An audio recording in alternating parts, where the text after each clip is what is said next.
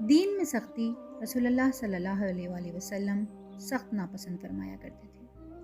حضرت جابر بن عبداللہ رضی اللہ تعالیٰ عنہ سے روایت ہے، حضرت معاذ بن جبل رضی اللہ تعالیٰ عنہ اپنے محلے کی مسجد میں بنو سلمہ کے لوگوں کو نماز پڑھایا کرتے تھے۔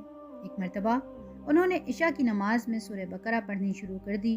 نمازیوں میں سے ایک صاحب نے، جو دن بھر کی محنت اور مشقت کی وجہ سے تھکے ہارے تھے، نیت توڑ کر اپنی نماز الگ پڑھ لی۔ حضرت معاذ رضی اللہ تعالیٰ عنہ کو بتایا گیا کہ فلاں صاحب نے جماعت سے الگ ہو کر نماز پڑھی ہے، تو انہوں نے کہا یہ شخص منافق ہے۔ ان صاحب کو حضرت معاذ بن جبل رضی اللہ تعالیٰ عنہ کی یہ بات سخت ناگوار گزری۔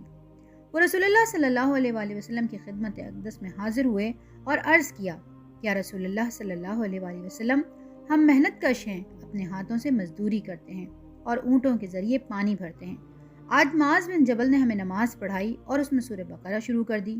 میں دن بھر کی محنت و مشقت کی وجہ سے سخت تھکا ہوا تھا، اس لیے میں نے اپنی نماز علیحدہ پڑھ لی۔ اس پر معاذ کہتے ہیں میں منافق ہو گیا۔ حضرت معاذ رضی اللہ تعالیٰ عنہ بھی بارگاہ رسالت میں حاضر تھے۔